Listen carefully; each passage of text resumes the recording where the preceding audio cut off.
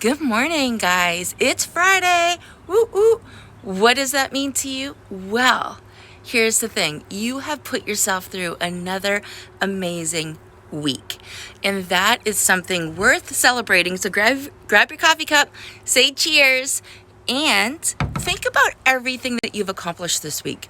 What were some of your wins? Did you get out of bed with a smile, ready to take on the day?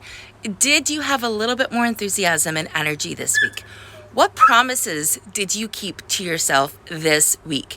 These are super important because the promises that you make to yourself are the only promises that matter. Once you start to step into integrity, which is the promises that you make to yourself, everything else falls into place because you learn to trust your word. You learn to believe not only are you worth it, but that what you do has value because it makes you grow. So let's go over our 4 pillars from the week: meals, movement, mindset, and your relationship with money. Are you ready? Let's get started. So what did you do this week in those 4 areas? I'm going to share my wins. My first one is meals. So I did eat out one day. Whenever I go out of town, I tend to pick up lunch. I don't know why, I just do. But here's the thing. Eating healthy isn't 100% of the time.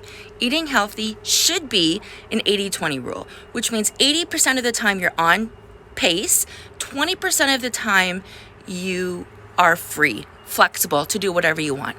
And when you practice mindful eating that way, and you give yourself permission to do the 80-20 rule, the reason why it works is because it's sustainable.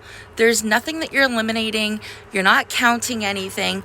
We can talk deeper about macros and other actual nutrition plans, but to get started, give yourself permission to indulge every once in a while. You're not going to want it as much. You're going to be okay when you do it, which means you're going to realize that it's just a piece of your day that you indulged in. You didn't ruin the whole thing. All right, so that's meals.